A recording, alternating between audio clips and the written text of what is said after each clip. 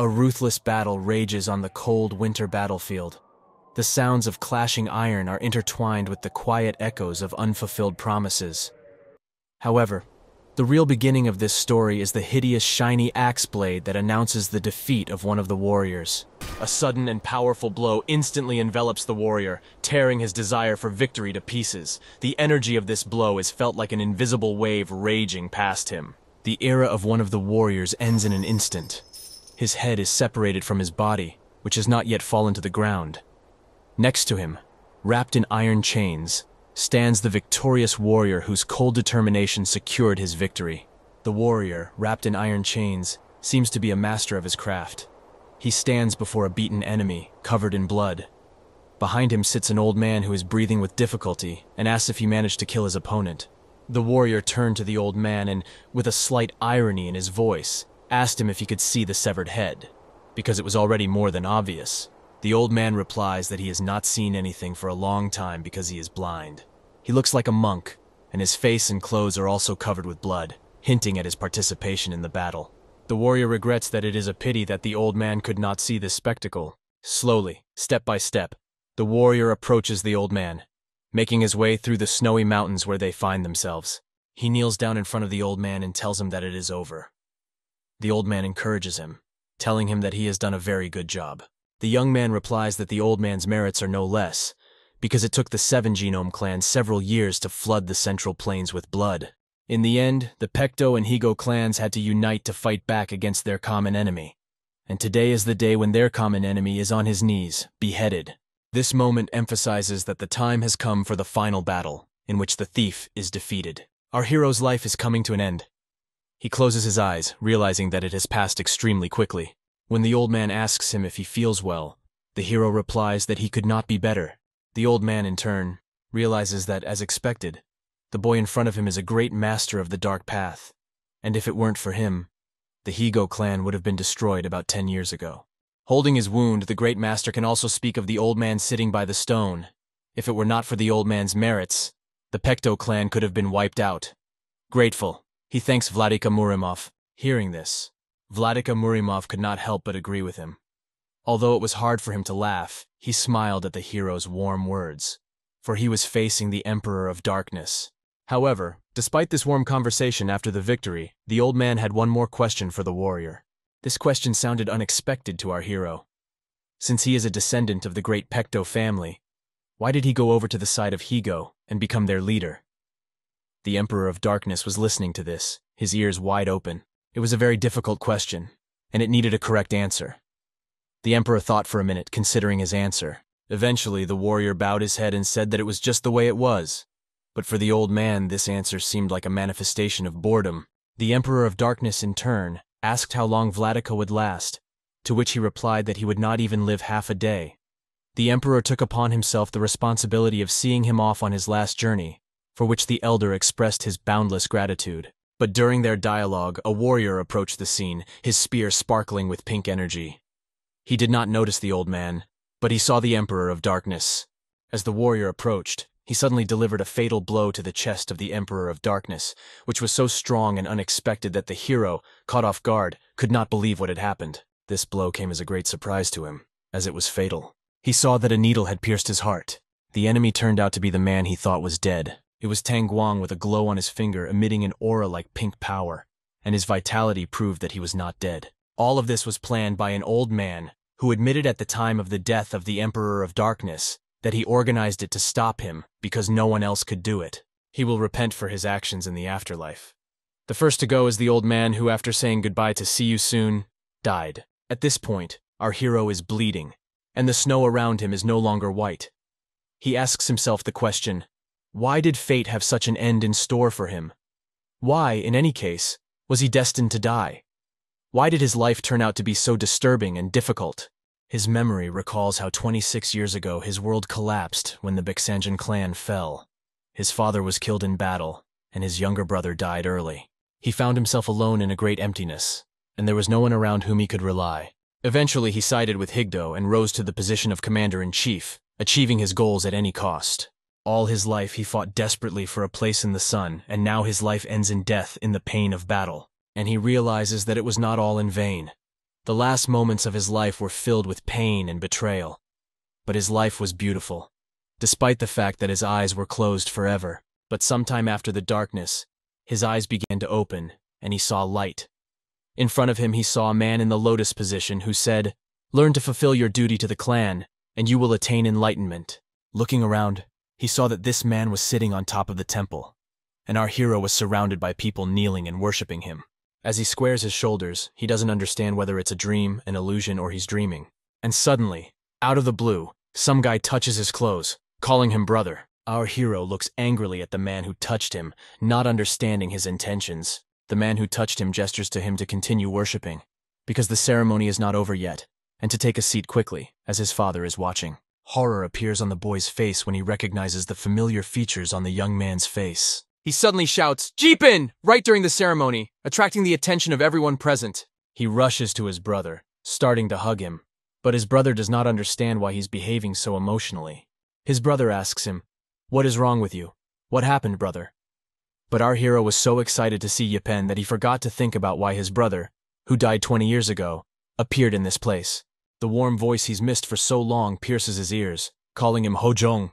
It makes him freeze in place. After all, this is the voice of his own father, who also died a long time ago during the battle. He turns to the man, realizing that it is indeed his father, because his voice cannot be confused with anyone else. Turning around, he sees the silhouette of a strong, bearded man looking at him with a stern look. When the boy wakes up, he doesn't understand whether it's an illusion or whether he actually saw his father. But despite his doubts, he wants to hug his father, whom he has missed for so long. He rushes to him to express his respect and love. However, for the father, it is just a normal day with his children, and he grabs his son's hand, activating his power. He squeezes so hard that the guy falls to his knees, unable to resist the pain. The boy realizes that it is indeed his father who is protecting him from being embarrassed in front of a large number of people.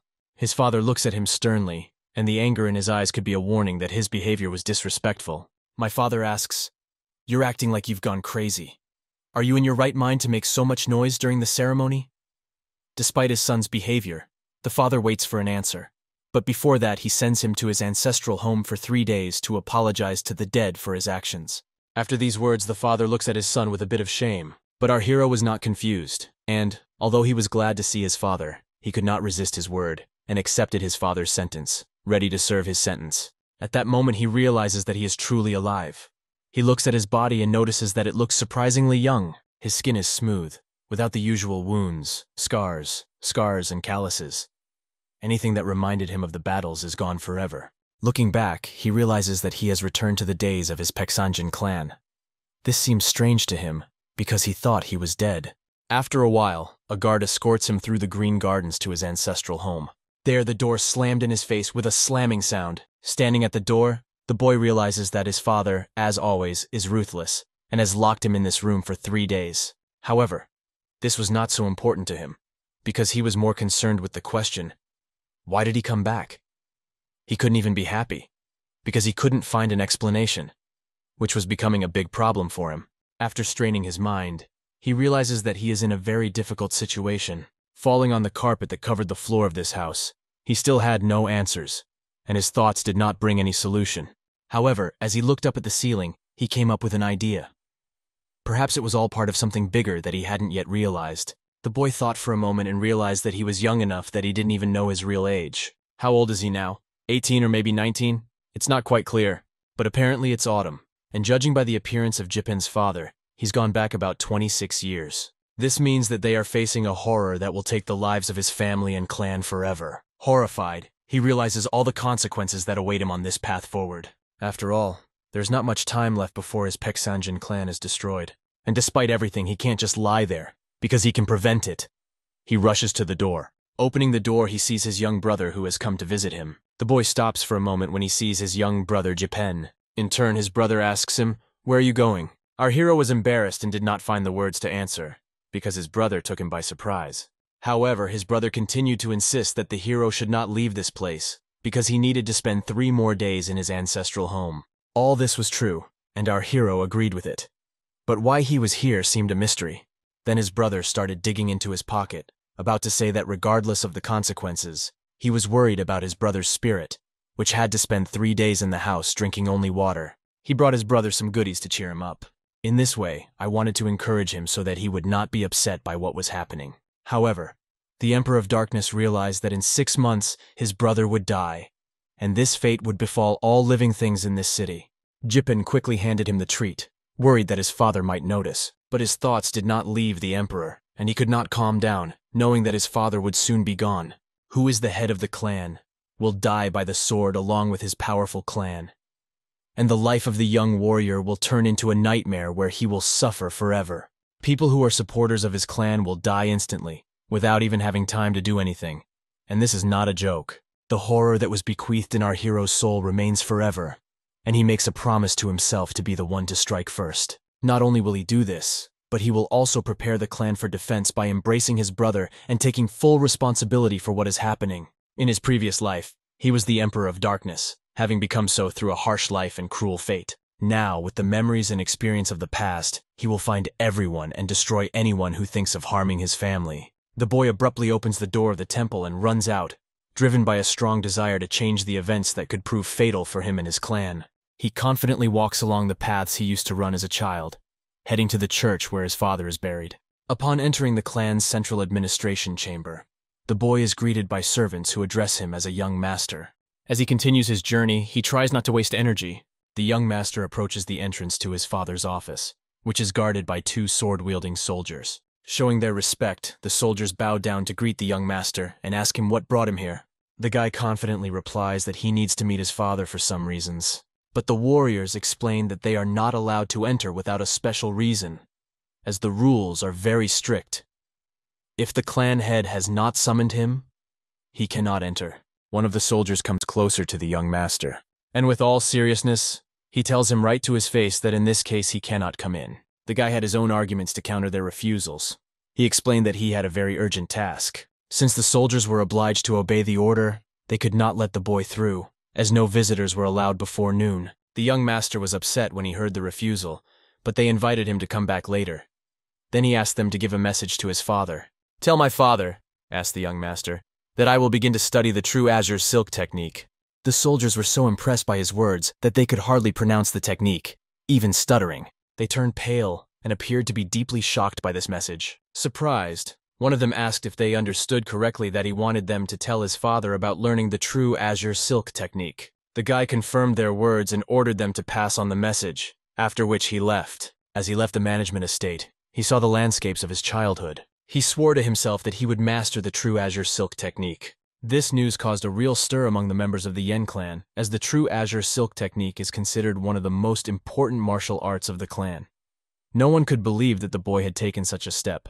The fact is that it is almost impossible to master this technique without prior training.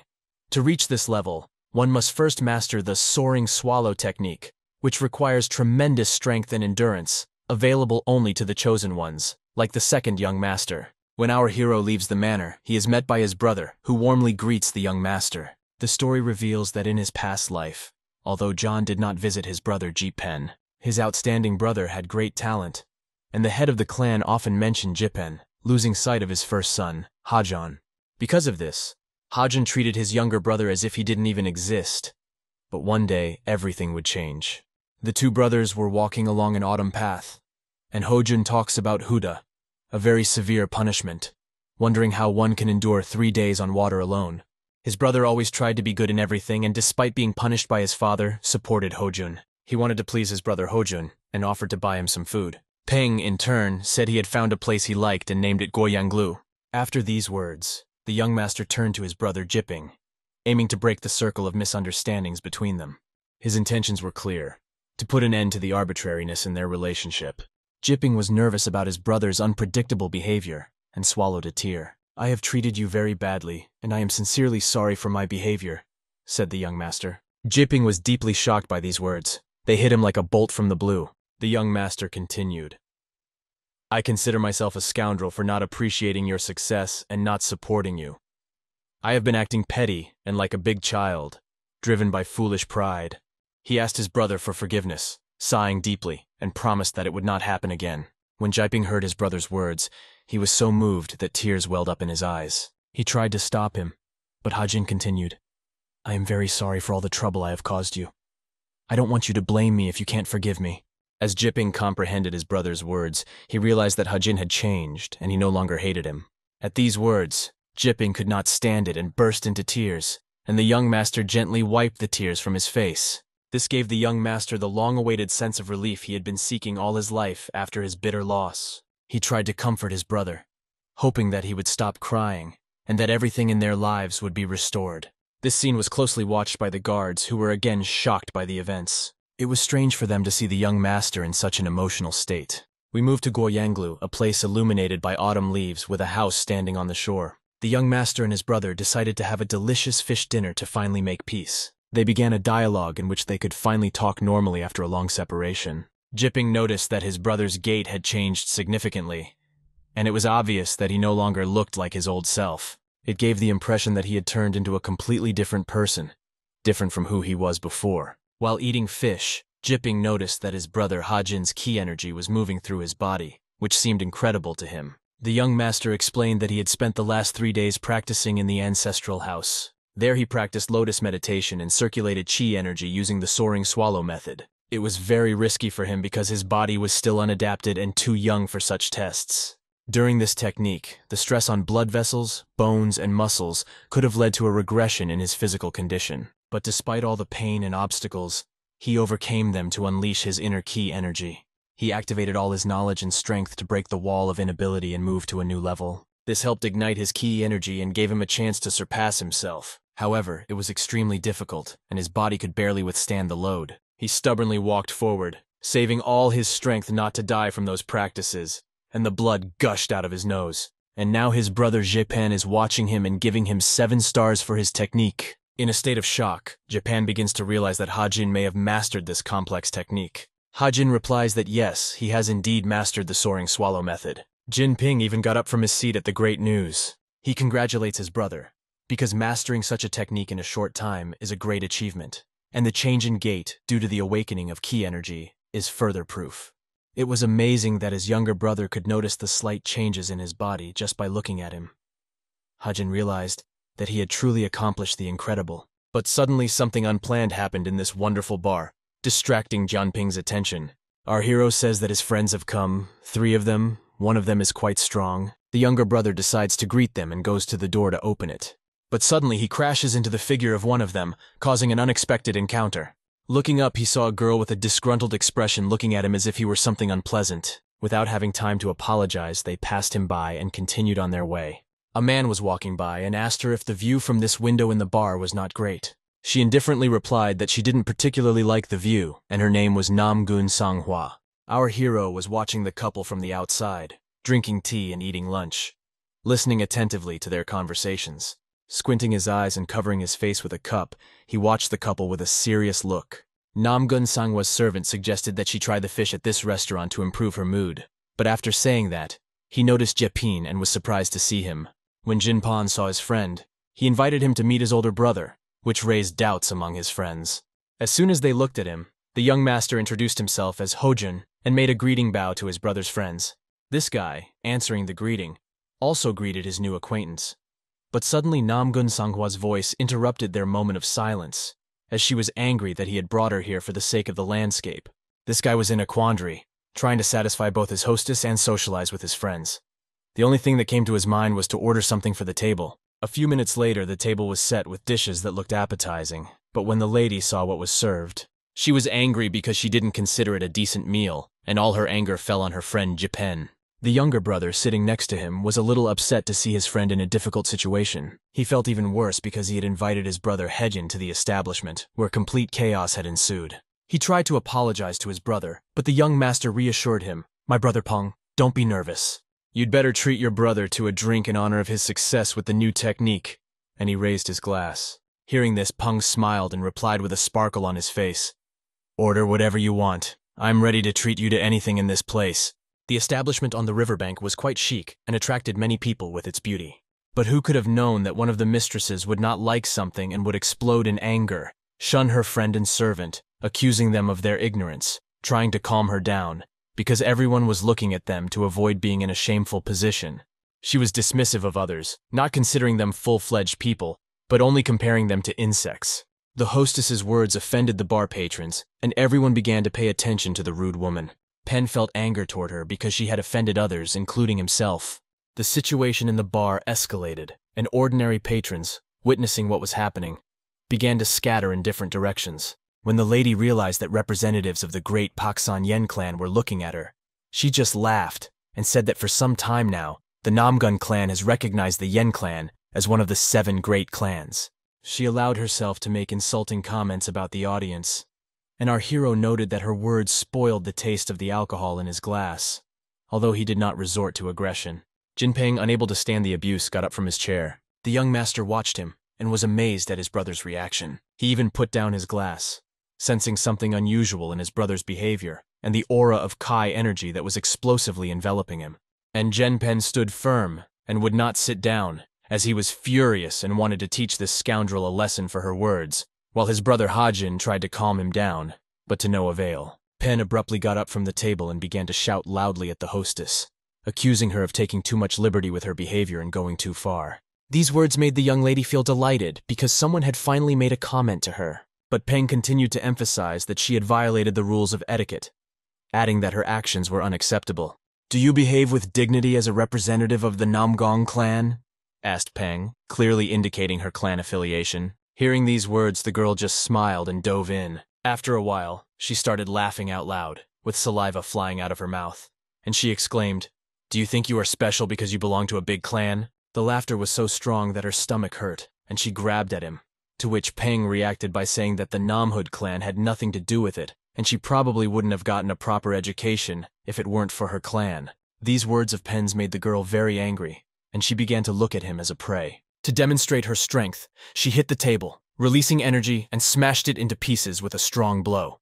Standing in front of him with her servant and a hostile look on her face, she wondered how to punish Pan for his words. After a brief hesitation, she told Pen to his face that she was ready to try him out and check his authenticity. Hearing this, the young master, observing the behavior of his brother and this girl, decided to intervene, advising Pen that if he ever met people like this again in his life, that he can just save his time by ignoring them, and that they can only be fixed by a good spanking, said Hejin. Hearing these words, the girl asked if they had really decided to correct her in this way, by beating her. She aggressively pointed her finger at Pan, showing her servant where to go. She ordered her servant to make them all kneel before her.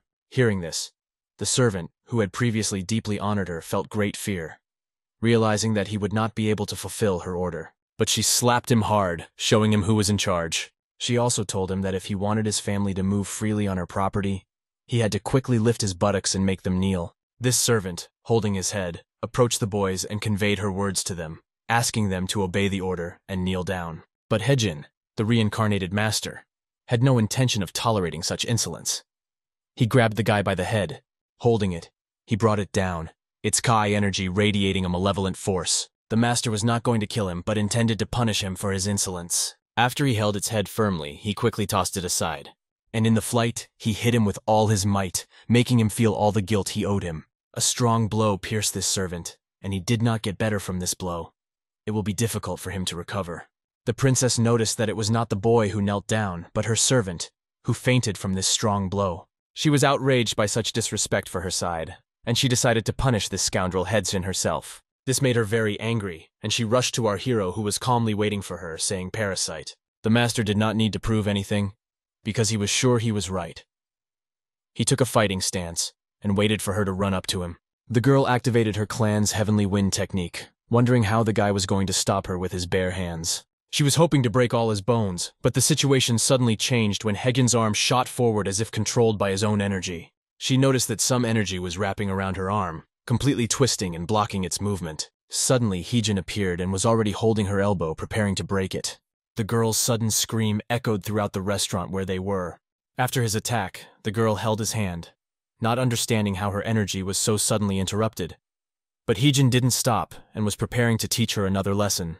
He hit her on the supporting leg, and the bones began to break, shattering into pieces, which seriously embarrassed the girl. Now she was lying on the ground, not knowing what to do, as her arm did not work, and her leg was so damaged that she did not even have time to feel how quickly it happened. Her scream and tears echoed throughout the restaurant, and in despair she could not control herself. The girl no longer looked so confident and began to move away on one leg, trying to get away from him. At that time, the young master recalled the precept from his past life, which stated that the insignificance of an injury did not matter until he was harmed.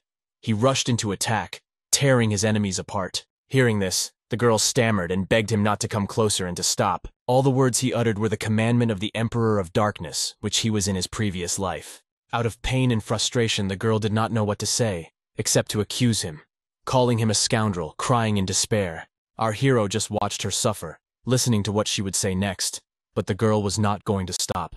She warned him that his clan was not safe, and she said that she would not forget about destroying the entire Baeksang clan, which sounded quite cold. But the guy was not afraid of her words. He calmly walked up to her, sat down, took her hand and said, "What are you going to do?" These words made her feel cold inside, and she didn't even know what to say, but the guy continued, "I am asking how you will destroy my clan and me?" At that moment, Genpeng realized that the situation had gone too far, but he could not stop his brother. The girl warned him that if she told her clan what he had done to her, there would be consequences. Suddenly, Heijin kicked all the furniture around him. He picked up a piece of razor-sharp wood. Raising this sharp object above her head, he said, "I'll kill you and bury you, and your clan won't know anything, will they?" Seeing this, the girl began to choke on her tears and screamed, begging for help. But Heijin, feeling excited by his actions, coldly replied, demonstrating that the lesson had been taught to this princess. The next day after the incident, the boys moved to their father's office, waiting for the consequences of their actions. In the office, their father demands an explanation of how it all happened and what exactly happened. He makes tea not only for himself, but also for his naughty children, who have provoked a serious matter with great consequences. Heng Jun is sitting at the table, and the aroma of tea fills the room. He tells his father about an argument that led to a fight.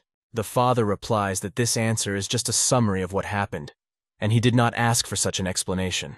Heejin sits across from his father, and between them sits his younger brother, Jopin, who doesn't know what to say in this situation.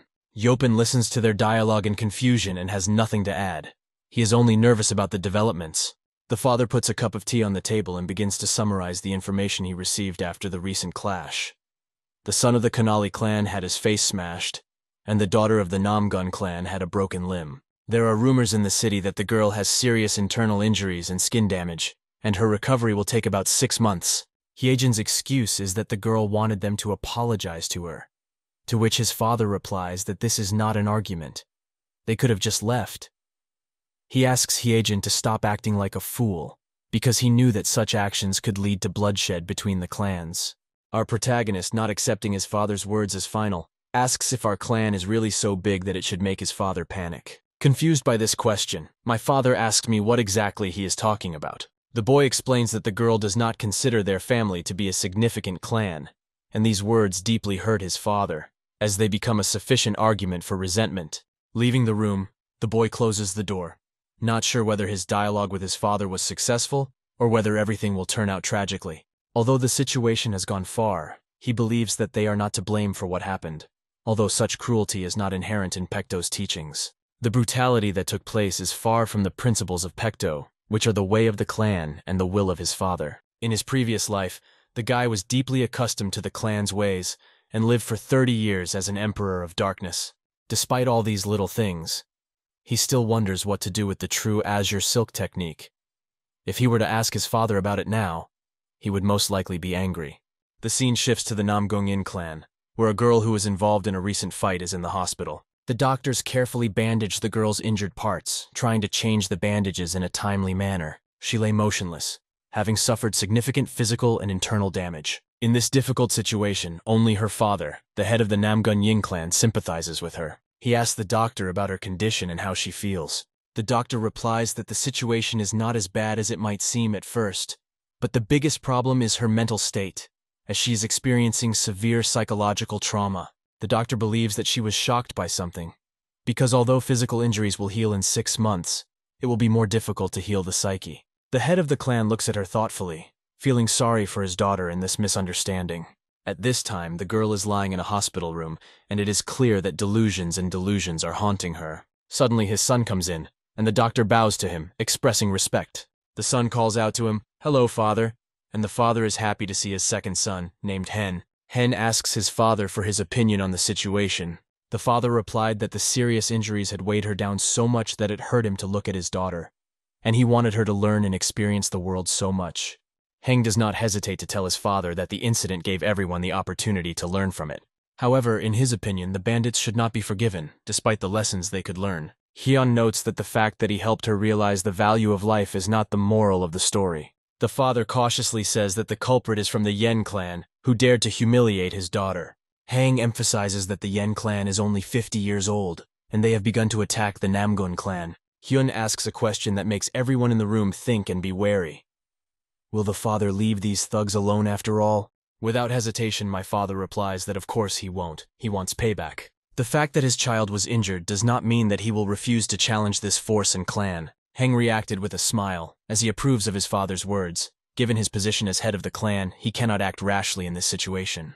After these words, the father asks Hen about the bandit, to which Hen replies that he will definitely take care of him, since the culprit has already been identified and there is no need to hurry. Another question that concerned Hen was when the successor meeting would take place, the date and time. Here we move on to the nocturnal clan Ye. A father informs his youngest son about a meeting of his successors, and he reacts with surprise. After all, the succession meetings, which are attended only by the heirs of the 7 major clans, are intended to bring the clans closer together. He pulls a scroll out of his pocket, hands it to his son, and tells him that he must travel to Hefei in Anhui province on the 15th of this month. At the entrance, he will present this permit, and a squad of hawks will escort him. The Hawk Squad is an elite organization of the Ye clan, and the boy is very surprised that he had to participate in such a gathering and in such an environment. Although he was not happy to accept this permission from his father, he suggested that his older brother should go instead. His father reacted silently and turned his back on him. He wanted to tell the boy that his brother was very dangerous, but John Pan did not immediately understand why he was dangerous, since he was considered a rather good person. The father noticed that his son had changed a lot, and it seems that he was no longer the same person he used to be. The feeling that my father had was so strong that he began to think that he was looking at a completely different person. Illuminated by the night glow under the starry sky, the young master trains hard, using his new abilities. Despite all the obstacles, he realizes that he has to carry the great burden that he is destined to bear in the future. Training becomes an integral part of his life, which will bear great fruit. The former Emperor of Darkness, reincarnated in a new body, tries to catch up with his skills using the knowledge he has. However, his body is increasingly resistant and does not allow him to show all his strengths. The stick in his hands falls to the ground, and he realizes that he has overdone it.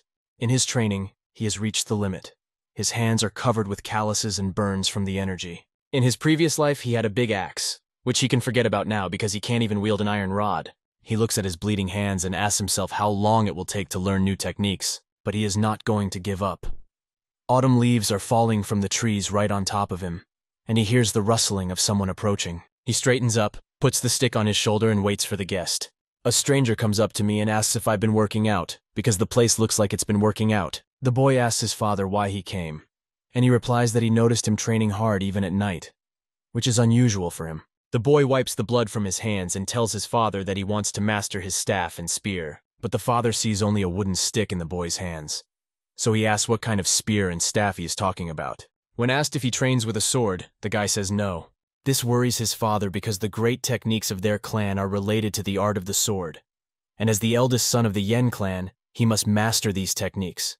However, despite this, the guy has an opinion. He wonders, even if he does master the clan's techniques, what good they are if they don't fit his body. When the father heard his son's words, he did not know what to say, bewildered by how his younger offspring could understand what suited his body. To this, the guy replies that martial arts is what you feel with your body, and if he has found a path that suits his body, he should follow it, feeling the chi energy in his hand with the stick. There's a moment of silence as they both realize that this is partly true, but the father is confused by his son's enthusiasm. My father said nothing more, turned around and was about to leave, but pausing for a second, he said that the Sanguine Guardians had passed him information.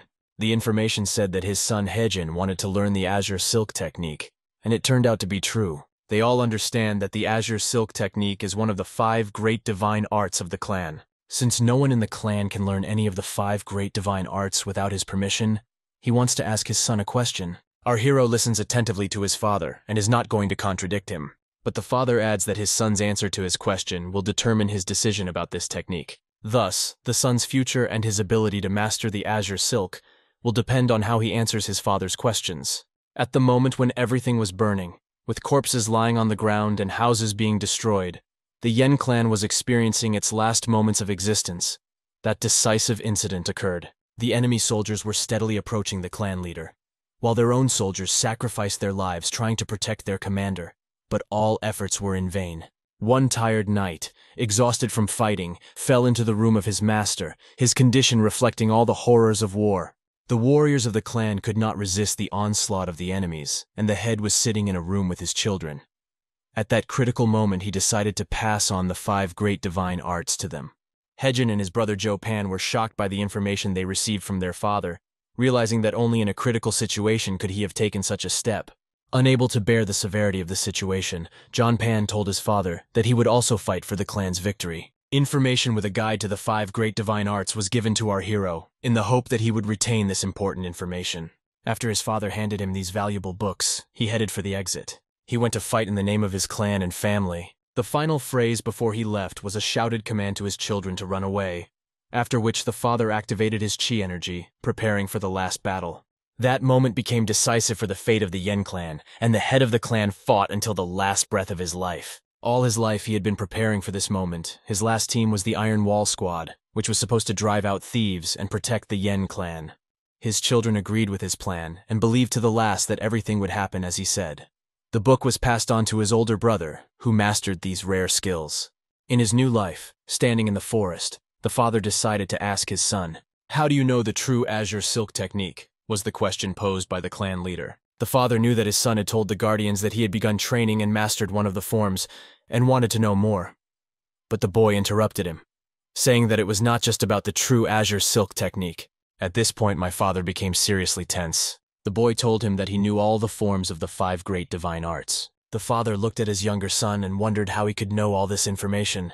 But the guy looked him straight in the eye, realizing that he had taught him all these techniques. At that moment, he wanted to tell everything verbatim, how everything happened, and that he was the Emperor of Darkness. About how he was betrayed and killed, and how he woke up in a new body. Also about the impending danger that they were about to face. However, he held back, and decided that it was not yet time to tell his father everything. To give his father a decent answer, he said that as a child he was often taken to the martial arts library, and he had some memories from those times. Hearing this answer, the father wondered whether his son was lying or telling the truth. But when he looked his son straight in the eye, he saw that the boy was speaking sincerely, and actually knew a lot. However, the father was still worried about why his son was in such a hurry to learn martial arts, and perhaps he had some reason that the father did not know about, which made him think that his son was hiding something. In spite of everything, he listened to his son and told him to come to his office tomorrow morning, where he would help him develop the Ki energy, which is the key to the true Azure Silk. The next morning in the owner's office, they began to work on it. Sitting in the room and focusing his Ki energy, the father helped his son to gain this power in a short time. The father thought that a crescent moon should be enough to develop his son's Ki energy. However, at a certain point, he felt something wrong during their session. The energy started to hurt him. He noticed this anomaly and could not understand what was happening. And at the very moment when he was circulating his energy with his son's energy, there was a huge explosion that threw everything in its path. Hayden was filled with dark energy that seemed to have escaped from the demon, and he could not control it. And at that moment, his eyes shone with snow-white light, symbolizing the emergence of the Ki energy in him. The whole room shone with a completely different gray light on a beautiful sunny day. When the smoke and wind dissipated, the dust began to settle on the floor. My father covered his face, and in the thick fog he could see that. It struck him to the core and raised many more questions. Though it seemed impossible, his son sat unharmed, circulating Chi energy completely intact. The time since the start of training has not yet passed, and they have achieved results that usually take months to achieve. After that, he came out of meditation with a deep sigh. This is how their first training day ended. As soon as the moon rose in the evening sky, the boy reported to his father that he was done with his knowledge. His father couldn't help but praise him, because the speed with which he mastered the art was simply incredible. Hearing this, Heejin was amazed that his father praised him. Hyejin, in turn, was happy to train with his father because during this time he was able to feel his father's energy. Despite everything, the father was proud of his son and looked at him not as a weakling, but as a strong warrior. Although the father did not fully understand his son's thoughts and what he was striving for, he could not resist praising him for his very good work.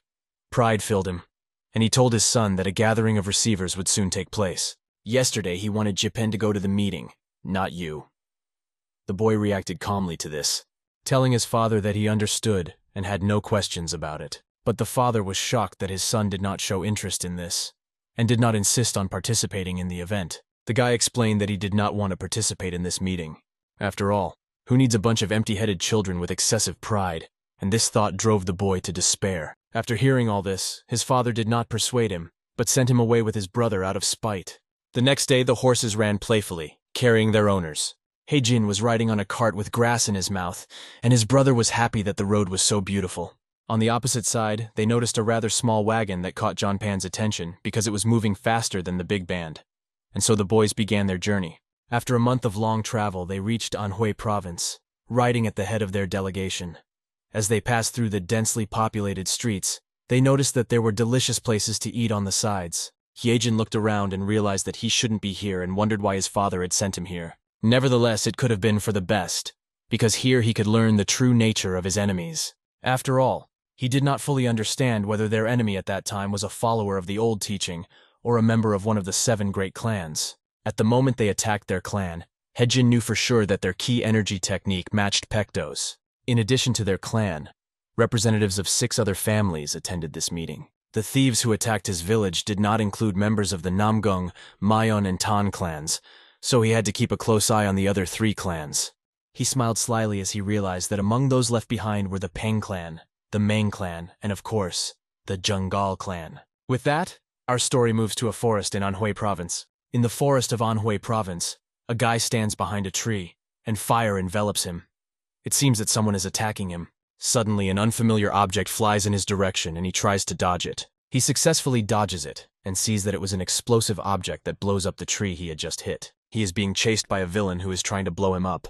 The impact of an explosive is so powerful that it can blow up trees around it. The thief chasing the boy realizes that he is very fast, and he's even faster than the thief initially thought, which becomes a serious problem for him, as the guy can counterattack at any time. Suddenly, a girl appears and tells the thief that there are a lot of old trees here, and you use reindeer equipment. The thief stands against a backdrop of fire, for which he is responsible. The girl was getting closer and closer to him, seemingly ready for a confrontation. She realizes that he has used up all his supplies and tells him to give her the last bag. The scoundrel wants to stop her and does not understand what she is up to, but she is filled with the energy of Kei. Her body is filled with the power of her acquired talent, and the thief begs her to stop. But she continues anyway and hits him right in the pelvis, which incapacitates the scoundrel and deals him a serious blow. This guy is sent flying by her powerful punch with such speed that he breaks through several trees and stops at the last one. The fire that remained on the battlefield after the villain fled did not go out, and the guy who had just avoided the thief's blow came to the girl's company. He's holding a bag, and it looks like it's the reason they provoked this mess. The girl decides to check what's inside, and the guy gets angry because he's always used as bait. At this point, she ties up her disheveled hair and asks him if he wants his older sister to be safe. If so, he should have been born earlier if he thinks it's unfair. After that, they did everything they wanted to do, and the only thing left to do was to put out all the fire that was left on the battlefield, because they had to do it quickly, because they could be late for the meeting. They were Jengal Zhong and Jengal Ahen, and the meeting they were rushing to was a meeting of receivers. We moved to a wonderful place called Chohong Slu, a famous street where a lot of people have dinner. This public place looked like a restaurant, and there was not a single free seat as all the tables were occupied, and hungry visitors asked for additions. Ahin and June also came to this eatery, excited to have their favorite ramen. The guy was enthusiastically eating his ramen when he suddenly heard a scream. The sound didn't even catch his attention because he didn't care. However, his sister, hearing this sound, could not ignore it, unlike her brother Zhong. She stood up from the table and told him they had to leave. With great speed, she rose up, causing the force of her movement to knock Zhong's ramen right onto his face. Hot ramen was on his head, his clothes absorbed the smell of seasonings, and he did not fully understand why his sister moved forward so quickly. Since Zhong did not hear anything, perhaps the fact that she ran so fast was just her imagination. On the other side of the city, a guy is standing and holding his arm, which hurts a lot after being hit. We see our hero, Heijin, training with this guy and remarking to him that his stable and acquired form is quite good, but it has certain nuances. Heijin holds the stick above him and throws it toward the boy as his weapon. Heijin's voice reminds him that he should act as if this is a real battle. But the guy, catching this stick, realizes that he has used up all his energy. The sweat from the eyelids of this guy, who was at the limit of his strength after intense training, drips directly to the ground. Ahen ran to watch, because she heard the sounds of this training fight from all over the city, and wanted to know what was going on. The guy asks Haejin for another chance. He tries to strike, but Haejin is a true master of the unrecognized front, and Jun and Ahyun are sitting next to him in the bushes, watching this spectacle. Even though the guy asked for a second chance, Haejin's blows were very strong. At some points, Haejin activated his chi energy, which made it impossible for the guy to repel his swift blows. Although he dodged Haejin's swings of the stick, he was not yet ready to defeat him. As soon as the young master hit his leg with the stick and he managed to dodge, the stick still caught up with him and hit his body, creating a truly painful sight. Sitting in the bushes, Ahen heard these screams and decided to run. Haejin stood and looked at his opponent, who was crying out in pain from his blow. He was happy that he had managed to do it.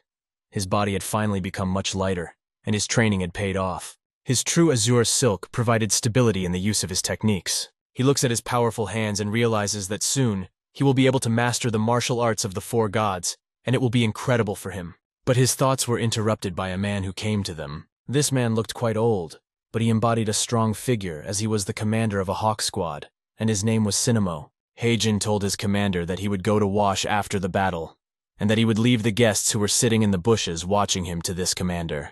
Shinamo accepted the young master's order, realizing that he was being watched by two spies. He just stood there and did not make any sudden movements, but after a while he said that he could wait all day, so it was better for them to leave kindly. The rustle of leaves was not long in coming. Ahen came out of the bushes, and she stood up because she realized that they had been spotted, and her brother, who was nearby, was impressed by her maneuver. The girl introduced herself to the Hawk's commander and asked for forgiveness, and the reason she came was that she heard screams, and seeing the battle, could not take her eyes off the battle.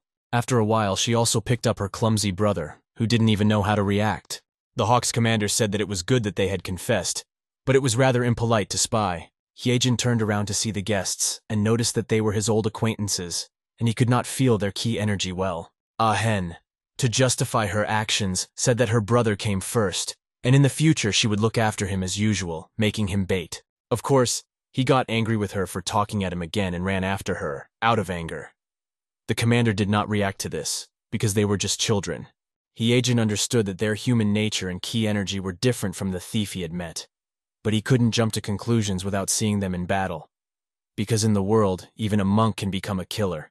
Passing by, the girl noticed that the guy was standing still. Although he stood there, not turning to look at them, she understood that this guy is following them, and they need to be careful with him. Soon it was evening, and something incredible happened over the tavern where people were having dinner. A flame broke out nearby and rose several meters up. People got up from their tables in shock as the nearby explosion smashed furniture and dishes on their tables, frightening them. Pushing each other, they began to run out of the tavern to escape the unknown threat. Smoke from a recent explosion they had feared was rising from a nearby window. Someone's foot stepped on the floor, all enveloped in fire, as if someone was controlling it. A rather unpleasant man, coming out of the circle of the explosion, wrapped in bags of explosives, proceeded to explain who had been mocking his subordinates. The man poured some liquid out of a bag, saying that the person responsible for the previous incident had better come out nicely. Otherwise, he was ready to burn everything here. Ahin and Jun watched this scene from the roof, realizing that the evening's events were continuing. When the boy heard his sister's words, he did not understand what she was talking about, but she quickly explained to him that he was the boss of the guy she had beaten up earlier. She quickly jumped forward, ignoring her brother's words, who suggested that she ask the Yen clan for help. Seeing that Ayan ignored him again and decided to act on her own, he realized that this was very similar to her behavior when she began to land her boot on one of the roofs. It was right above the site of the explosion, and the elusive force of the air kept it aloft. She shouted to the thief that the person who had insulted his servant was already here, and suggested that he stop playing with fire. The man's men noticed that the girl who had caused all this mess had arrived, and they all started shouting that she was up there on the roof. Some of them were glad to see her because they were planning to take her on.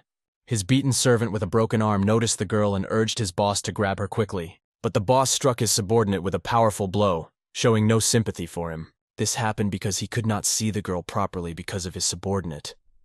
The knocked-down servant fell to the ground, and now nothing prevented the boss from getting a good look at her. The unworthy boss shouted at the girl to come downstairs and they discussed everything, because you have to meet face to face. From the height of the roof, she noticed that the villain used a shadow hand, a technique that, when energy is released into the body of another person, causes severe pain. Therefore, she had to be careful with this rascal. She thought long and hard about coming down, but decided to stay on the roof. Meanwhile, The guys downstairs decided to teach her a lesson and started throwing large amounts of explosives directly in her direction. The boss was not alone, and with his gestures he indicated where to throw the explosives, giving the impression that he was an orchestra conductor. The boss understood that the bags of explosives flying at the girl were very dangerous, and something bad could happen to her after this volley. The bags of explosives were flying directly at the girl, and she did not react immediately, and she might not have managed if not for her brother, who intervened and came to the aid of his sister. By activating the little star technique, he was able to stop the flying bombs, protecting his sister. And he even took them into his own hands, stopping them from acting. After that, with his hands full of goodness, he went down to the ground. But he realized that his technique required a huge amount of energy. Soon he noticed that daggers were stuck in his leg, and his sister was already rushing to help. They were devil's daggers that stabbed right into his body, and the wounds from them bled as if they were charged with some kind of energy. June, feeling sick, started spitting blood on the ground. As soon as the blood hit the ground, a terrible smell rose. And the girl, approaching her brother, realized that it was the smell of poison. The boss, returning the daggers with fresh blood to his hands, assured the girl not to worry, because he has an antidote, and it doesn't matter if it's a man or a woman, they have to be alive to be sold. And all of this indicated that he adhered to this philosophy and considered himself a great fire lord. Against this background, everything was burning, and the name of this criminal was Manga. When she saw this criminal's horrific attack on her brother, she was filled with rage. She gathered the energy of Kai and prepared to take this antidote away from him by force. Poisonous chaos enveloped the place where people had recently had dinner, and debris could be seen below. Heijin came out of his hotel and saw what was happening. Soon after, his brother ran out of the bedroom, saw the aftermath, and said that he would not inform the Hawk Squad about the fire. In turn, the other clan asked for help, to which Heijin assured them that they should not worry, as the wind was blowing in the other direction and the fire would not spread. In response, his brother told him to help the Jegal clan and to make sure the help was quick. But John Pan looked at his brother and noticed that he did not respond to any of his words. Heijin watched the events closely. His eyes were filled with an unknown power. He watched as Ahin threw herself in a rage at the boss, who had decided to attack the tavern and wanted her to keep going. He wanted her to show him more, to show him her clan's martial art, which he wanted to see so badly. While the girl attacked the rogue boss, he easily dodged her attack. Our hero looked at the flaming flames of the battle and realized that if these people from the Jegal clan had put an end to his native clan in his previous life, only he can feel the power of this energy and sense its origin. The Emperor of Darkness will turn the entire Hebei province into a sea of fire filled with blood. The battle continues as Ahin's failed hit on the boss causes confusion over the city. Smoke fills the streets, and the roar echoes through the buildings. She activates her clan's mysterious technique, suddenly revealing all the cards on the table. The light of her aura illuminates the surrounding shadows. Her opponent, an unworthy fighter, assumes a defensive posture, creating the illusion that he is in control of the battle. He laughs at her efforts, mocking her failures. Knowing the secret of the Yigal clan, he defiantly raises his daggers, condemning the girl for using the Divine First Black Birch technique. Meanwhile, the girl concentrates the energy of the Divine technique, realizing that despite all the obstacles she must hurry, because her brother is on the verge of death. The scoundrel mockingly calls her a heartless sister, pointing to her choice to use the secret technique only after her brother had lost consciousness. His words deeply wound the girl, but she does not let this distract her from her goal. The bandit, in turn, puts his hand on his head, thinking that the girl is actually pitiful, and prepares to end her short life. Ahin throws a leg kick, looking to hurt his opponent. However, the boss is not in charge of his organization for nothing, as his strength makes it easy to parry its blows, confirming his dominance in the battle. In a moment he throws a volley of his sharp daggers, which are generously coated with poison, at her. The daggers fly in the girl's direction but do not hit her due to her incredible agility. Accumulating the energy of the divine technique, Ahin rushes forward, her aura shining, forming a powerful punch. This blow is meant to meet the ugly face of a cunning rogue. She activates the palm of the minor star technique, and her blow penetrates the boss's body. He stumbled backwards from the blow, his legs gave out and he stopped. Although she hit him hard, the boss seemed completely indifferent to the injury. She is confident that she executed the stroke flawlessly, feeling that she has achieved her goal. However, the villain did not fall, so she decides to attack again. There was no time to hesitate, she had to act quickly. Rising up decisively, she heads towards her enemy again. Suddenly, a sharp dagger appears out of nowhere and flies straight at her. She sees the dagger glowing with red chi energy. With the speed of light, she turns away, avoiding the blow, and thus prolongs her life for some time. although she does not understand how it happened. She cannot understand how, after her powerful blow, this old scoundrel is still on his feet and seems to magically throw a dagger at her. She decides to step back to a safe distance to analyze the situation again, because everything happened too suddenly. Against the backdrop of his burning boss, who is spewing blood, he tells her that her punch was not bad, and that it even seemed to hurt him. The Fire Lord's rage is overwhelming, and he furiously seeks to tear the girl to pieces, attacking her with his treacherous daggers. Activating all her strength to avoid them, she tries not to fall for his hook. She even has to deflect daggers, because there are so many of them. But her technique is also powerful, and she can break daggers into pieces with her divine chi energy. But with each lowering of the demonic technique, this Fire Lord adds his up-close attack, increasing the pressure on the girl. In a fierce fight, they clash, and he hits the girl on the arm with his burning foot. The blow was cruel and burning, and the girl felt its full force piercing her body. But she wasn't going to give up. She grabbed his leg with one hand and decided to strike him with the other. Her fist flew straight into his face, and she hoped that this blow would be fatal for him. After his fist collided with the scoundrel's face, he received enough injuries that could have made him a better person. But despite this, he stayed on his feet, tired and starting to fall. He hoped that she would not be able to hold out for long using her technique. After all, her martial art was very powerful and difficult for her, making her easy prey for the enemy. And as she held onto her body and her energy was already fading, she realized that the situation was getting worse. Capture her. A crowd of barbarians begins to surround her. Her strength begins to leave her, and she realizes that she cannot cope with them alone. What hurts her the most is the realization that all this happened because of her, and her brother may never wake up. This moonlit night is bathed in fiery light, creating a menacing atmosphere. Our hero stands aside, observing the technique used by the girl, but does not rush to help her. But suddenly her brother, John Pan, cannot stand to see such lawlessness and jumps into the fray. He decides to help her, despite the danger. Heejin looks at him and realizes that he needs to support his brother. He exhales, catching himself thinking that he feels something strange. This unusual sensation haunts him, and perhaps it can reveal something mysterious to him. But he had no time to think. He picked up his wooden staff, preparing for action.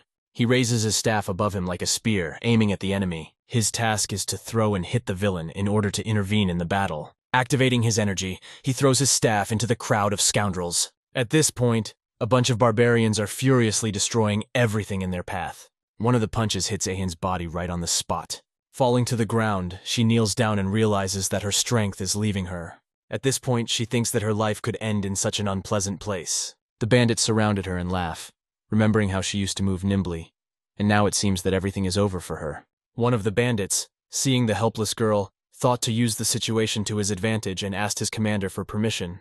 But at the same time, with great force, the staff flies and cuts off his head, stopping his terrible thoughts. The girl who saw this incredible sight did not understand who had taken her side, and the face of the murdered villain was covered in blood. When the bandit fell, everyone held their breath, trying to understand what had happened. Our hero emerges from the thick smoke that enveloped the chaos. The bandits were distracted by the brutal beheading of their fellow soldier, and it is clear that they cannot leave this unanswered. The guy, realizing the possible consequences of his interference in the battle, silently goes forward. One of the bandits looks at him and asks who he is, who could do such a thing. The girl, in turn, looks at the young master of the Pek Sanyan clan, noticing his strong figure. She understands that he was not afraid to intervene in the fight, but the main question that worries her is why he helps her and why he looks at her so coldly. One of the soldiers, who was holding a mace-like weapon on his shoulder, approached Hejin.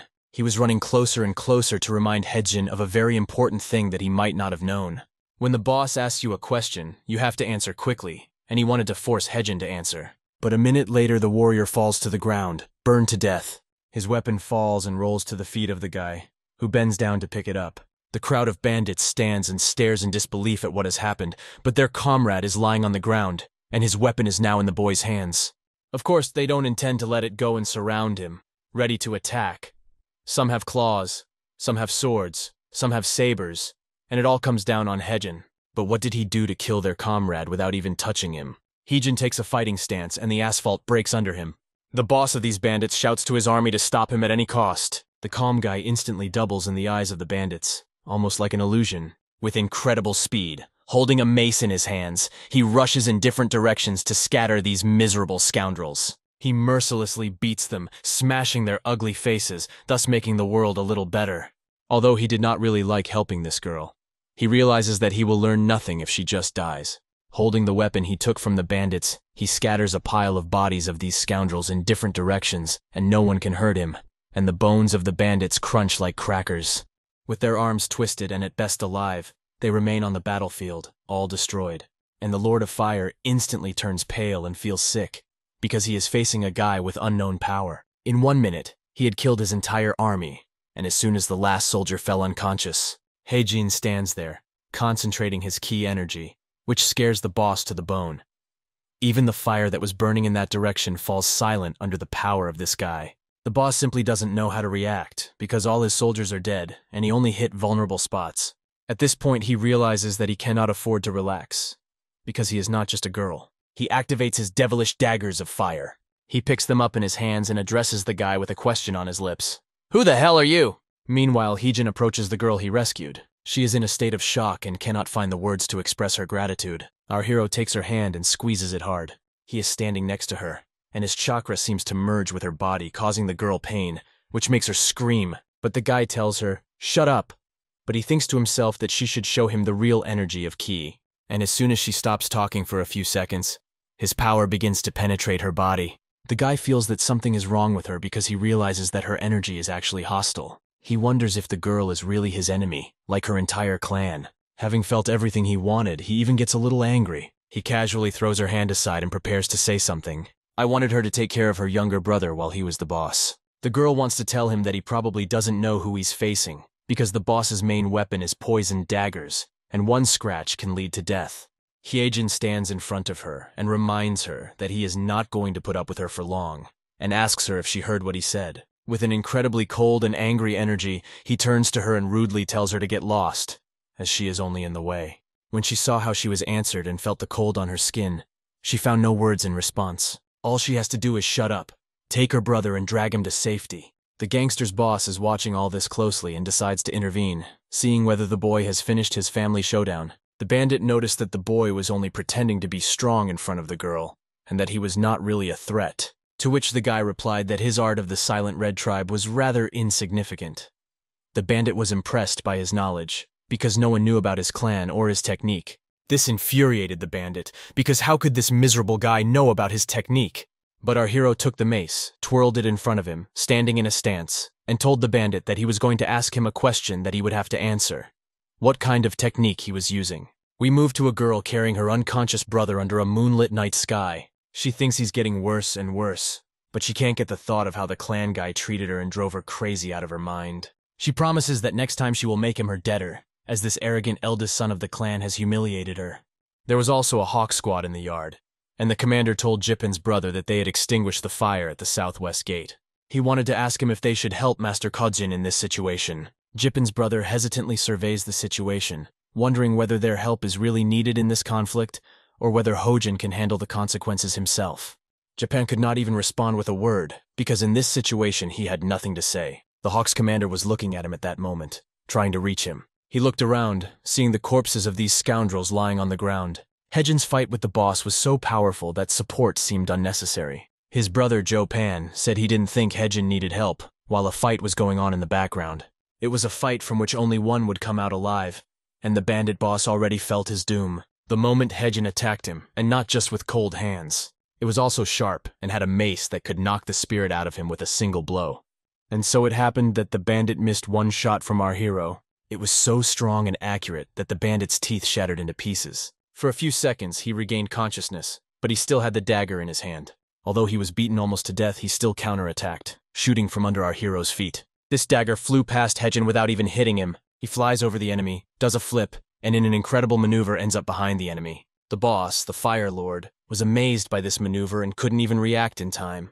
But a second later, a heavy mace flew straight into his back. The blow seriously shattered his limbs, and he was even on the verge of giving up. But in this battle, someone had to die, and he decided to tell the guy that he needed to end this nonsense and send Heijin to the next world. In turn, our hero told him that he was the most boring fighter, and he was not even interested in fighting him. And, without saying a word, he did not use the art of the Silent Red tribe or the Silent God of the Left, which he really wanted to look at. After analyzing the situation, our hero realized that the bandit was only using his technique to strengthen his daggers, while the technique itself is the strongest in the world, and he shouldn't waste it so recklessly. The bandit was tense, but our hero continued to shame him, calling him a liar, because although he calls himself the Lord of Fire, his attacks do not contain a single drop of fire energy, and he does not deserve this title. The guy even doubts that the bandit has actually learned the technique of the silent leftist god.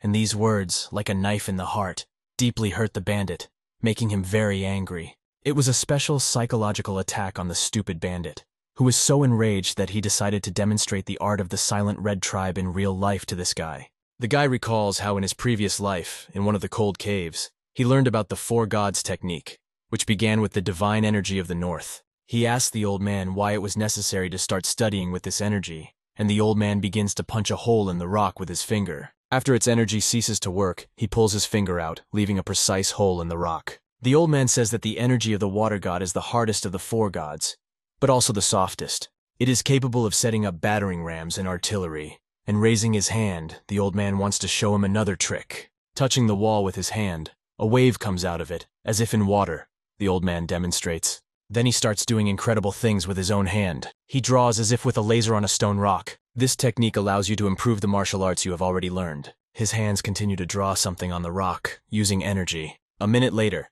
he drew a picture depicting the Box of the North, the water god Kiahi. Heejin asks him if he wants to awaken the power of the four gods, what he needs to do. To which the old man replies that, to tell the truth, he is not yet at that stage of development. He says that you need to use the intention to kill and the morale of the enemy. We cut to the battlefield, where Heijin uses the infernal flames of evil to fight the bandits, driving them mad, all of which was premeditated to summon the energy of God in the battle.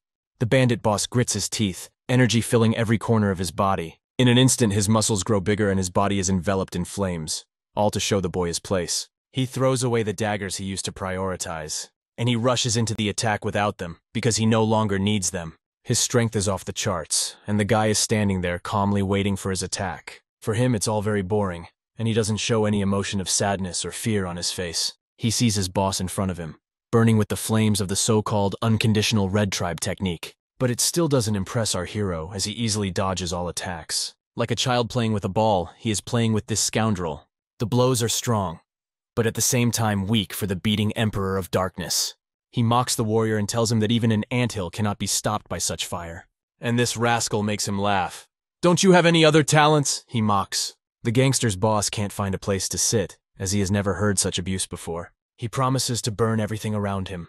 From inside Heijin and all around him, the power gets out of control, and his inner demon breaks free. Filling the situation with more rage and more fire, the relationship with the guy heats up to the limit. The impact flies past Heijin with great speed and force, destroying trees and walls. But after a strong blow broke off against a tree, leaving a mark there, the strength began to fade. The gangster did all this to see the guy's reaction, which was smiling.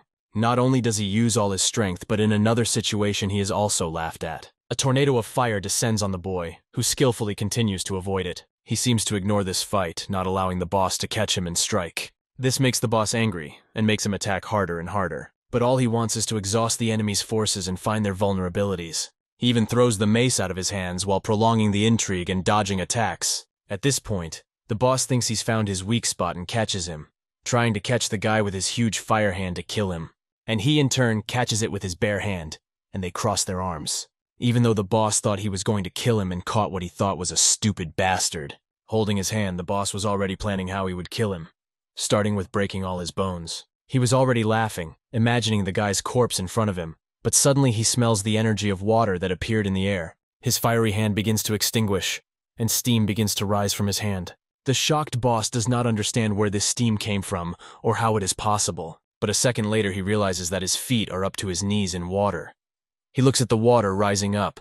The water rises and extinguishes all the fire of his technique and power. Not understanding what the hell happened and how it happened, he starts to get nervous. And now we see that the guy is holding his hand, and everything around them is surrounded by a shell-like energy, and they are as if in water, although they are not in water. And suddenly the technique of the great god disappeared. This made the boss realize that things had not gone according to plan, and his face changed dramatically. But how exactly was the boy able to awaken the water god, the ruler of the north? The energy was so powerful that it began to rain from the sky. In front of the Fire Lord stood a huge god of water, a mythical creature in the form of a turtle with a snake, symbolizing the god who protects the north and one of the four directions of the world. Henma. The boss realizes that all his techniques are useless. The fire in his demonic hands no longer ignites. It seemed that in an incredible way his technique was completely absorbed. This overload causes blood to flow from his nostrils and mouth. He does not give up and shouting "son of a bitch" at the guy, tries to somehow. He asks the guy what he has done with his energy, and at the same time tries to hit him. Although the fire had not yet died down over the tavern, it was only gaining strength. The body of the culprit of this party was thrown on the ground from strong blows. The guy approaches the body of his boss, who is lying exhausted on the ground, and thanks him. His gratitude is that thanks to his boss he was able to awaken God Henma. The bandit in turn begs for mercy, lying on the ground and promising the boy mountains of gold for his mercy. But our hero, looking directly into the eyes of this scoundrel, tells him that he can play with his favorite fire. Coming closer, he directs his hands, accumulating all the energy near the subdued body of the scoundrel. A munition strike flies right into the face of this disgusting boss. The blow hits him right in the middle of the fire, over which he can no longer exercise control. And at that moment, his body began to burn like never before, and the Lord of Fire was defeated. The last thing he sees before he dies is the silhouette of a boy, and his scream fills the streets of the city, destroying everything in its path and taking the villain with it. The boy watches everything with extreme curiosity, cold and sophisticated. Suddenly, his brother Jin Peng approaches him, unable to say a word as he stares at his brother in shock and does not recognize him. The next day after the battle, the air at the tavern was filled with the smell of burning, but there was no more fire. People gathered to rebuild what had been destroyed.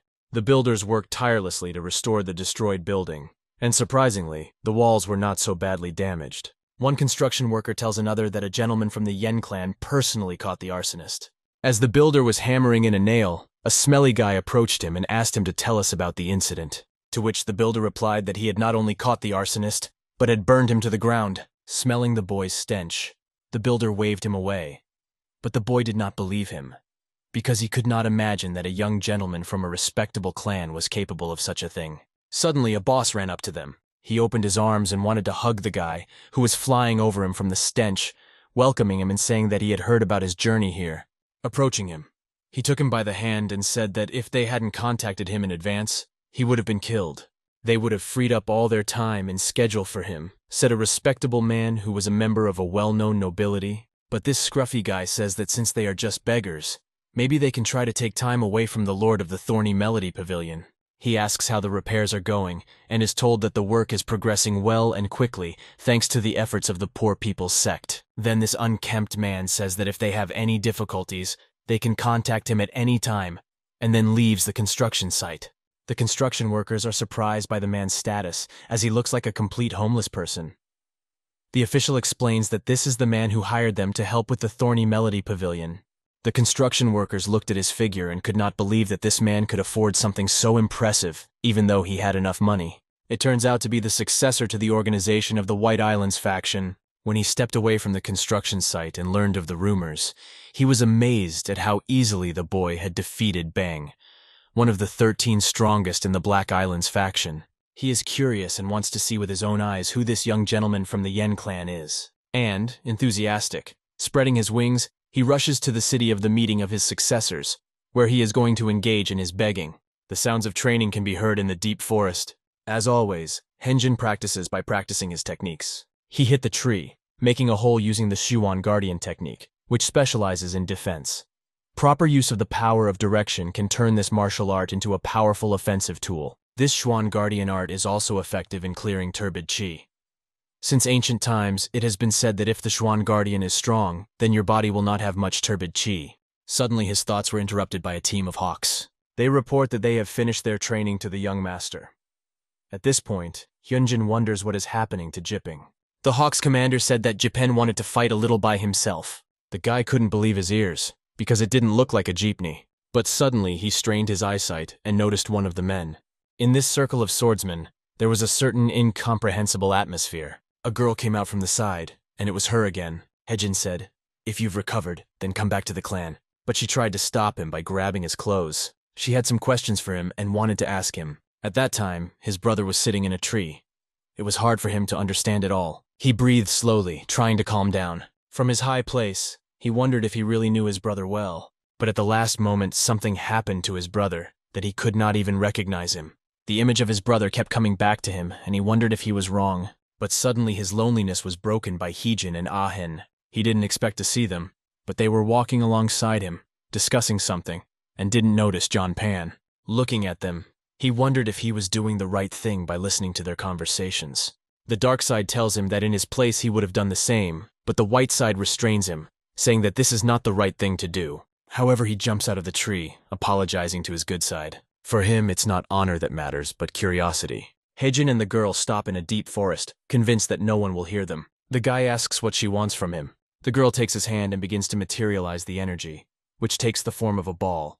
This is the technique of the divine first black birch. For her, it is important that her punch is filled with energy that penetrates the belly of Bang, the Lord of Fire. However, her technique does not cause him any damage, and even he does not feel pain from it. Although he had so easily defeated him with his wood chi energy, our hero had not yet fully understood it. He filled his lungs with the fresh air of the magical forest, noting that the light and soft refreshing scent of her CI smells like birch. But on the other hand, everything turned out to be far from so friendly. The martial art of that irresponsible type is the path of a silent alliance that masters the fiery chi that burns everything in its path.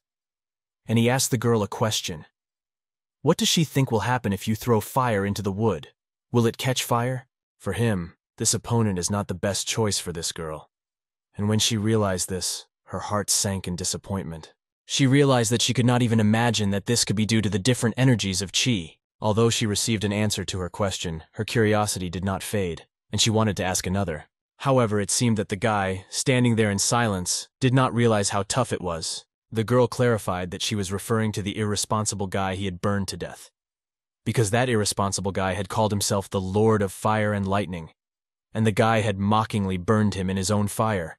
When asked why it was so cruel, the girl replied that a normal person probably couldn't do that, and everyone who saw the scene must have been shocked. And immediately after these words, the boy realized why his brother, Jin Pan, wanted to be alone with him, and why there had been such tension in his brigade in his presence before.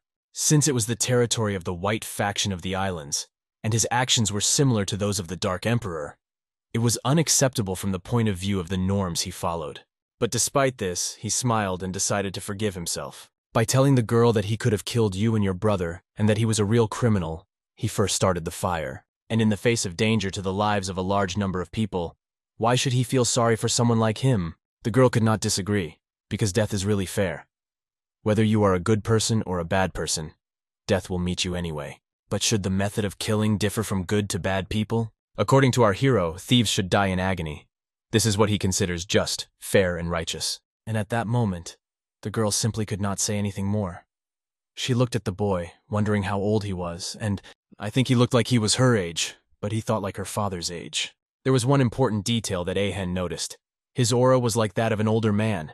But despite this, the boy explains to her that he is only 18. Then the girl asks why he always looks so gloomy, as if he has already lived at least 2 lives. At these words, the guy reluctantly understands the essence of her joke. He is silent, but the thought flashes through his mind that one day his brother will understand everything. Despite all this, he continues to receive help from this man. And the thought of him standing over her brother, who was smoldering from the poison the scoundrel had poured into him, remains in his memory. The girl who wants to leave him says she hates him with all her might, but the guy insists that she do something to get her brother back and make amends. But she slyly tells him to fuck off, noting that she is a year older than him, and urges him to treat her like an older sister, to which the hero simply remains silent. 2 days later, at a meeting of the successors in the city of Einhen, everything was ready for the ceremony. And the brothers, accompanied by Hawks, arrived on time and in full force. The Hawks commander emphasized that they were there, and that they would dismount from their horses. Lizzie was the first to dismount and come to the door. He started knocking and said, "If there is someone here, please open the door." After a minute of waiting, the door opened, and it became clear that people were waiting there. There was a fat man in the center, with his men around him. He asked if it was the Green Mountain clan, and he was interested in this question. The Hawks commander replied that everything was correct, and that he was Shin Mo, responsible for the escort. The fat man introduced himself as Han Mon of the Sinchuan clan, saying that he was honored to meet the warriors of the Yen clan. Since Sung Jong is the steel poison dragon of the Hahoman clan, the boy looks at this man and realizes that the person behind him is very familiar to him. He realizes that he has seen this person's face before. For obvious reasons, he didn't like his expressionless face, and he's not sure if this man is really from the Tang clan. According to our hero, this person looks like someone he has already met, but he cannot pinpoint exactly where and when it happened. Just by looking at this guy's face, Heejin immediately realized that this was the guy in his past life who had used a special technique to defeat him at the most unexpected moment.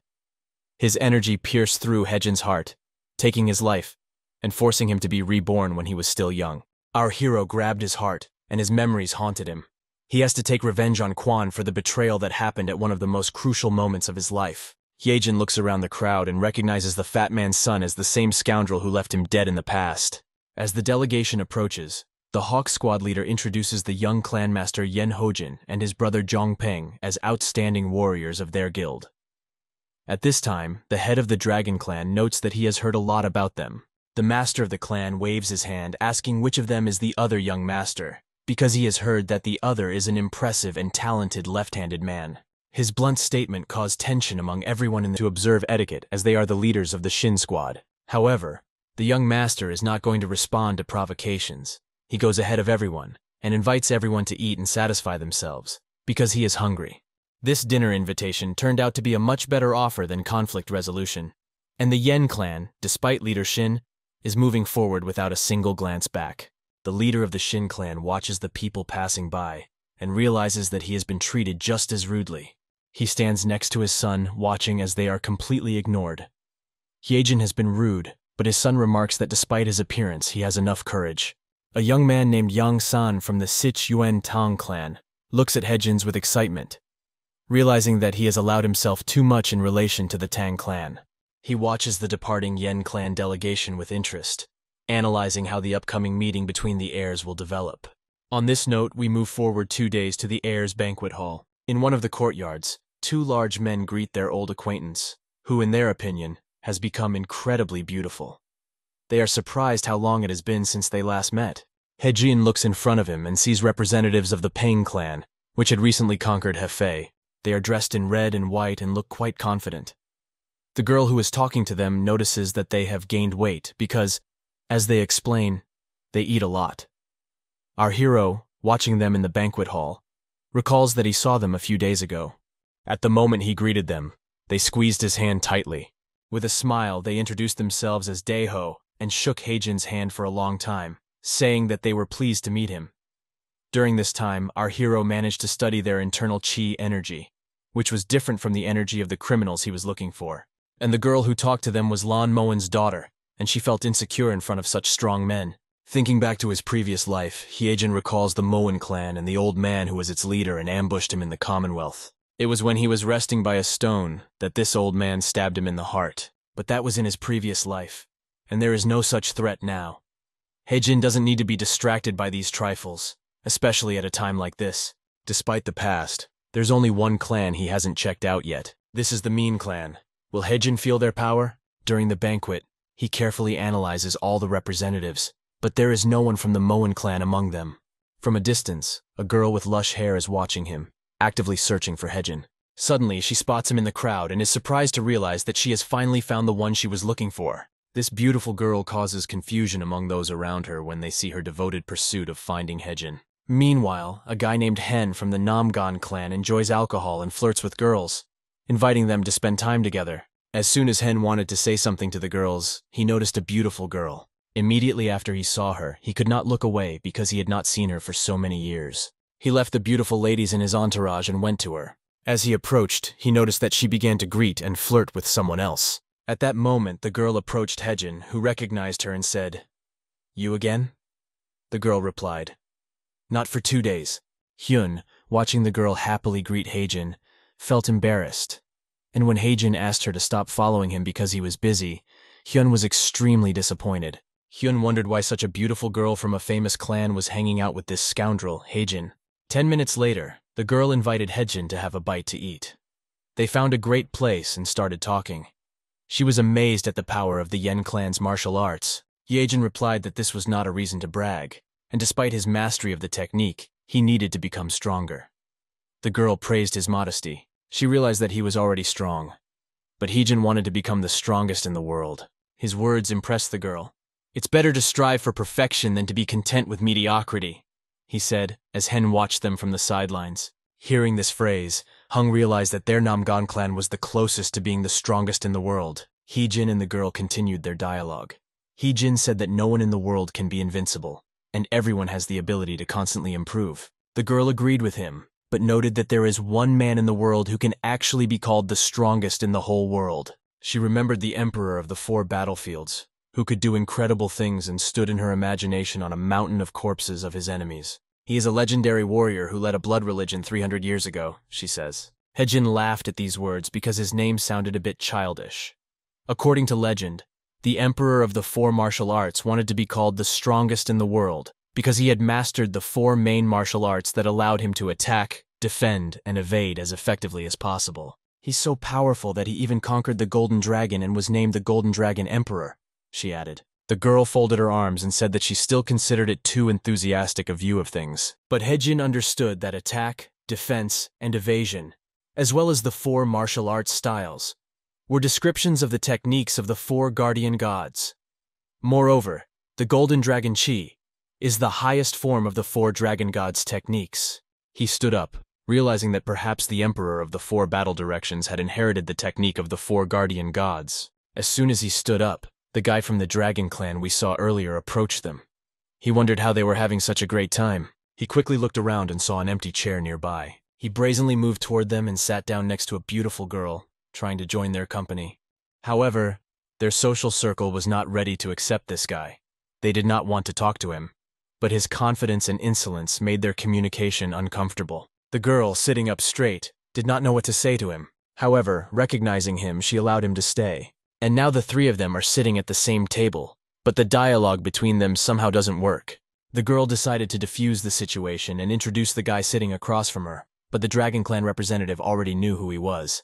He continues his address, stating that he did not come here to meet people, and he is actively trying to ignore Heejin. The girl looks at this guy and feels as if she has stepped on something unpleasant. A guy puts his cup on the table and demands that the girl pour him tea. She accepts his request with a look of consent, but in reality has no intention of pouring him anything. Then he suddenly throws his glass at her with a slight click. The glass flies toward her, but she deftly sends it back in his direction. Still smiling, she says, "Pour yourself some tea." But the guy insists that she pour it anyway. The girl continues to refuse and defends her position, rejecting his requests. He points his finger at Heejin and says that she just poured tea for this guy. But the girl realizes that Heejin is her friend. Kwon tries to stop his cheeky jokes. He tells the girl that he can also become her friend, but she notices that he is too rude and rejects his attempts. At that moment they understood each other, but no one dared to be rude. Kunan noticed how the girl shone, and it made him burn with envy. Ahen just smiled at him and hoped that Kunan would leave soon, realizing that no one appreciated him here. Kwon raised the glass above his head and addressed the girl. "You're very nice, which makes you different from other girls who are submissive and boring." Hen did not understand what he was getting at, but these words aroused her suspicions. At that moment, her friend Hen, who was observing the situation, came up to Kunan from behind and told him to stop it. It's not a good idea to interfere in people's relationships just because he was from the Strongtang clan, and his own safety was important to him. But Heng represented the Namgal clan. Suddenly, a representative of the Dragon clan rose from his chair. He stood up and looked directly into Hen's eyes, telling him that the King of Swords was in no way equal to the Heavenly King. But Hen, in turn, did not understand who he was talking about. Heejin watches these 2 competing boys and thinks about how they are like little kids, competing to see who is cooler. Each of them is trying to prove that they are the strongest in the world, creating a fuss out of nothing. Suddenly, a 3rd man intervenes in their argument with a mocking remark about how idiots think they are the strongest. He declares that in the presence of the Mean clan, they are all nothing. The people around him, watching this scene, were surprised to hear the appearance of this new man. Heejin feels his hand tremble as he realizes who this man is. The 3rd young master of the Mean clan, named Horim, appears out of the blue and declares that they are not worthy of being called the stronger clan in the presence of the real clans. This guy comes out of nowhere. No one has ever seen him before. He descends the stairs, an aura of strength and chi energy blowing behind him. People attending the ceremony cannot take their eyes off his movements. They are so impressed by his appearance. Horim looked so powerful that his appearance at the very moment when the boys were arguing made a strong impression. When Hyun noticed Horim, he fell silent, and Horim remarked that they could be stronger if they were from the Nimgal or Moen clan. Standing next to the table, he looked at the 2 boys with contempt as if they were no better than garbage. He said he could recognize all these clans as strong, but the Tang clan was just a joke to him. The representative of the Dragon clan, hearing these words, burst into anger, outraged by such a disrespectful attitude. An acute tension arose between them, and no one could predict what would happen next. The guy was waiting for Horim to apologize and asked him again to clarify whether he had really said that. Horim just smiled and replied that he shouldn't talk so lightly about who is the strongest in the world. Kunan, unable to contain his anger, was clearly furious, which was evident to everyone present. Horim, in turn, told him that he was demonstrating his weakness by allowing himself to get angry so easily and advised him to calm down. But it was too late. The chi energy began to fill every cell of the boy's body, and his entire aura glowed from the chakra. Without hesitation, he looks at the Tang clan with pride and rushes to attack Horim. The girl, seeing that a real massacre is about to take place, wants to protect her friend Hagen, who accidentally finds himself between the two fighters. But suddenly the cup flew through the air like a bullet and hit someone. The glass hit Horim in the hand, poured water over him, and shattered into pieces. Horim picks up the shards and looks at them in surprise, not understanding how the cup could have hit his hand so quickly. Kunan is outraged, thinking of the one who had undignifiedly interfered with their dialogue. Meanwhile, Heejin, sitting still at the table, distracted the two quarrelsome men. Holding his hand, he raised it up and apologized, saying it was his mistake. Horim smiled when he heard the word mistake from Heejin. Holding the glass shards, Horim could not believe it was a mistake. He was sure it was a deliberate attack. When Hyejin makes eye contact with Horim, he realizes that he is trying to provoke him, laughing, saying that Hyejin was such a funny young man. He asks with interest which clan Hyejin is a member of, but our hero refuses to answer his questions. Hyejin advised Horim to focus on the person he was dealing with, and everyone present turned their attention to Kunan. Kunan, burning with hatred, radiates the chakra that comes from him. He shouts at Hyejin, "Hey, you bastard from the Yen clan, if you're so easily interfering in our showdown, then I'll kill you first!" And with great hatred and a demonstration of energy, Kunan runs at our hero. And Heejin just sits there and doesn't bother anyone. And no one understands